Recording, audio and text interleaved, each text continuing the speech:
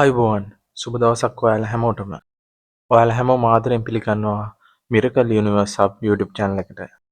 අපි channel එකේ law of attraction ගැන අපි channel එකට අලුත් කෙනෙක් නම් අපිව subscribe කරලා තියාගන්න. අපි අද කතා කරන්න යන්නේ විශ්වයෙන් හරියටම දෙයක් ඉල්ලන්නේ කොහොමද කියලා. අපි ඔයාලා හැමෝටම ආරාධනා කරනවා වීඩියෝ එක අවසන් වෙනකන් අපිත් එක්ක රැඳිලා ඉන්න කියලා.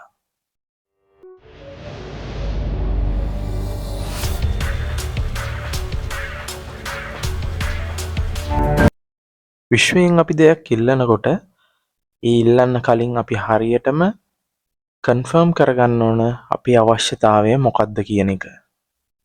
ඒ අවශ්‍යතාවය රැකියාවක් වෙන්න පුළුවන්. ඔයාටම කියලා වාහනයක් වෙන්න පුළුවන්. ඔයාගේම නිවසක් වෙන්න පුළුවන්.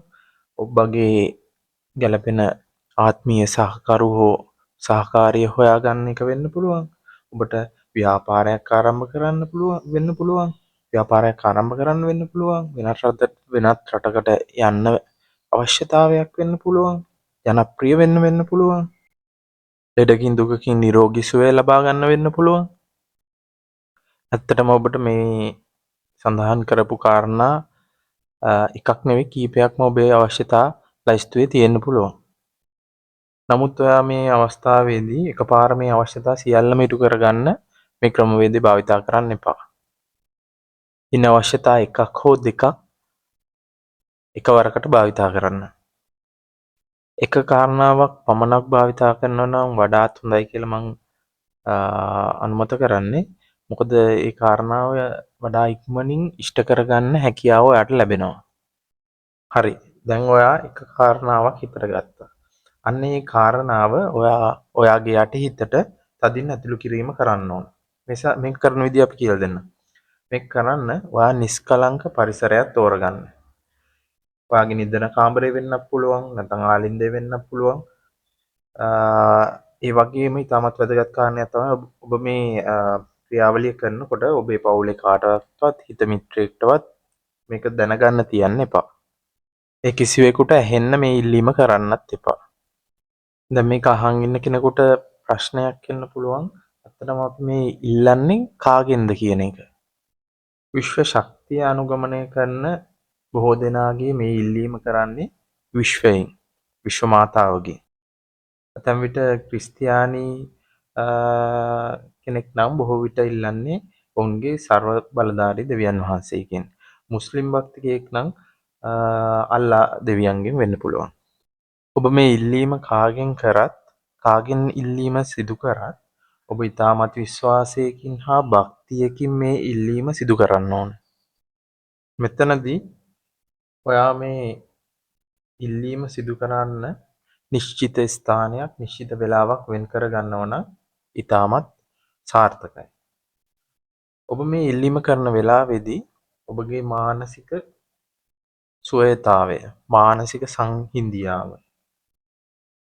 අතුව මේක කරන්න පුළුවන් වීම ඉතාමත් වැදගත්.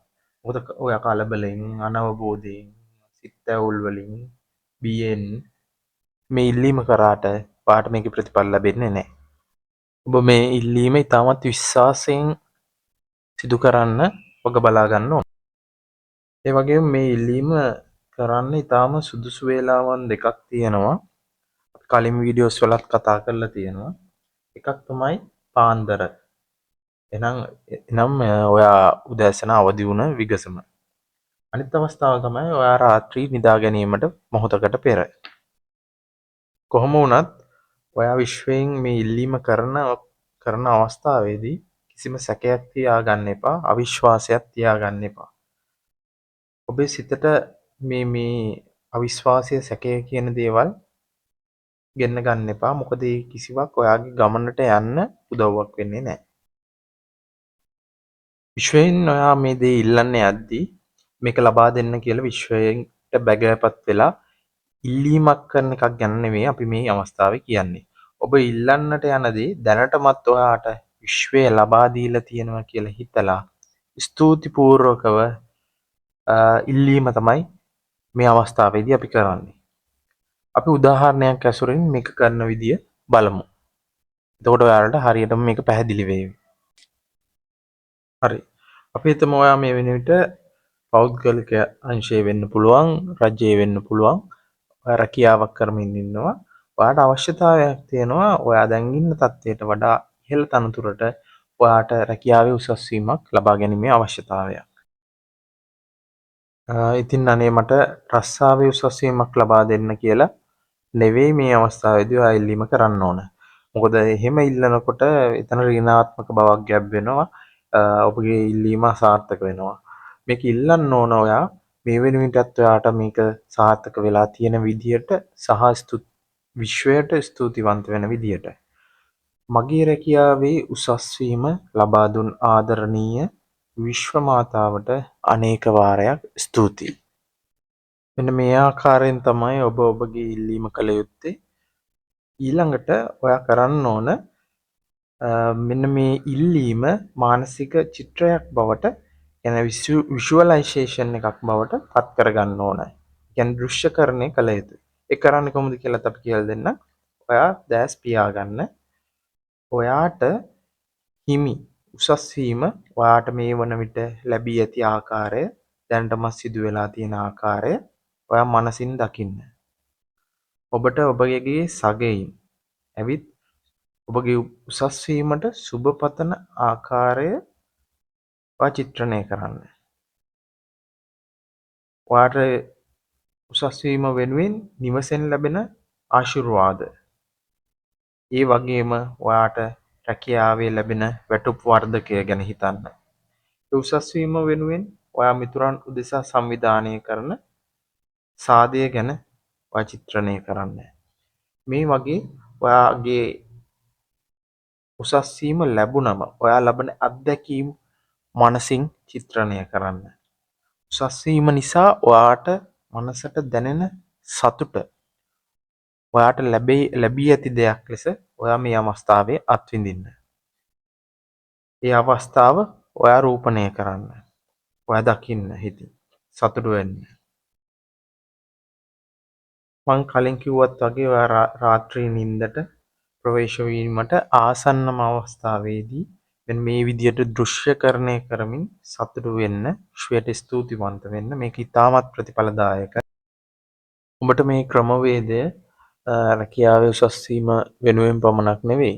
ඔයාට පුළුවන් ඔයාගේ තියෙන ඕනෑම අවශ්‍යතාවයක් ඉටු කරගන්න බොහොම පිරිසිදු මනසකින් යුතුව බොහොම නිවීමකින් යුතුව බොහොම සංසුන්ව මෙන්න මේ ක්‍රමවේදය ඔස්සේ ඔයාගේ අනෙකුත් අවශ්‍යතාත් ඔයාට එකින් එක ඉටු කරගන්න පුළුවන්කම තියෙනවා. ඔබත් විශ්වාකර්ෂණය සමග නොදැනුවත්ව සම්බන්ධ වුණ අවස්ථා බොහොමයක් ඇති. අපි අවස්ථා කීපයක් ගැන විමසලා බලමු. උදාහරණයක් විදියට ඔයා ඔයාගේ යාළුවෙක් ගැන එහෙම නැත්නම් ඥාතියෙක් ගැන හිතන්න ගන්නවා. සමහර විට එදාම හෝ නැත්නම් පහුවෙනිදා හරි ඒ පුද්ගලයාගෙන් ඔබට දුරකථන ඇමතුමක් ලැබෙනවා. නැත්නම් අහම්බෙන් වගේ මුණ ගැහෙනවා. ඒ අවස්ථා ඔබේ ජීවිතේත් ඇති. තවත් උදාහරණයක් විදියට ඔබ සිත් ගන්නා වාහනයක් තියෙනවා කියලා හිතමුකෝ.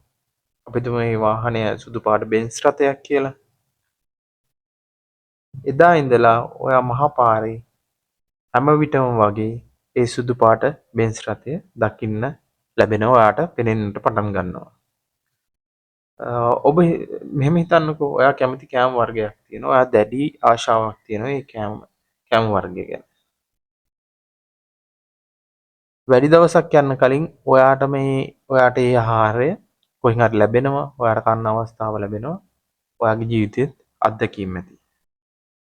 ඒ වගේම ඔයා බියවීමකට ලක් වුණොත් යමක් ඔයාට වෙයි කියලා බය වුණොත් ඒ ෆීලිං එක ඉතාමත් භයානකයි. මොකද යමකට බියවීම කියන එක ඒ කාරණාව ඉටු වෙන්න තියෙන සම්භාවිතාවය වැඩි. අපි හිතමු පහුගිය කාලේ කොරෝනා රෝගය පැතිරුණා. කොරෝනා රෝගය වැළඳෙයි කියලා ඉතාමත් බය වුණ බියෙන් සිටපු ජීවත් වුණ කෙනෙක් නම් බොහෝ දුරට ඔහුට ඒ ලෙඩේ වැළඳෙන්න තිබ්බ ඉඩකඩ වැඩි. මොකද ඔහුගේ මනසේ ඍණාත්මක හැඟීමක් තියෙනවා. ඔහුට රෝගය වැළඳෙන්න තියෙනවා කියන එක ගැන බියක් තියෙනවා කියන එක. විශ්වයෙන් දෙයක් හරියටම ඉල්ලන විදිය ටෙක්නික් එක අපි දැන් ඔයාලට කියලා දීලා තියෙන්නේ. මෙන්න මේ ඉල්ලීමේදී මේ ටෙක්නික් එක භාවිතා කරනකොට අපි කිව්වා වගේ කිසිම සැකයක් නැතුව, කිසිම බියක් නැතුව, කිසිම පසුතැවීමක්, මානසික පීඩාවක්, පීඩනයකින් තොරව බොහොම සුවපත් මනසකින්, බොහොම සංසුන් මනසකින්, සතුටු සිතින් මේ ටෙක්නික් එක කරන්න ඔයාට ඉක්මනින්ම ඔයාගේ ප්‍රතිඵල අත්විඳින්නට අත්දකින්නට ලැබේවි. මොකද මේ ටෙක්නික් එක මමත් පාවිච්චි කළා. මගේ ජීවිතේ බොහෝ දේවල් මම ළඟා කරගෙන තියෙනවා. හොඳයි. අද වීඩියෝ එක අපි මෙතනින් අවසන් කරනවා. වීඩියෝ එක ඔයාට වැදගත් වුණා කියලා හිතෙනවා නම් වීඩියෝ එකට ලයික් එකක් දාන්න. ඔයත් මේ ටෙක්නික් මීට කලින් භාවිතා කරලා තියෙනවා නම් සහ ඔයාලගේ අදහස් ඔයාලා මේක අත්දැකලා තියෙනවා නම් ඒ අදහසුත් පහලින් කමෙන්ට් එකක් දාන්න. ඔයාගේ යාළුවන්ටත් මේ වීඩියෝ එක වැදගත් වෙයි කියලා හිතෙනවා නම් යාළුවන්ටත් බලන්න ෂෙයා කරන්න. ඔයා තාමත් අපිව සබ්ස්ක්‍රයිබ් කරපු නැති කෙනෙක් නම් අපේ ෆැමිලි එකට ජොයින් වෙන්න, අපිව සබ්ස්ක්‍රයිබ් කරන්න.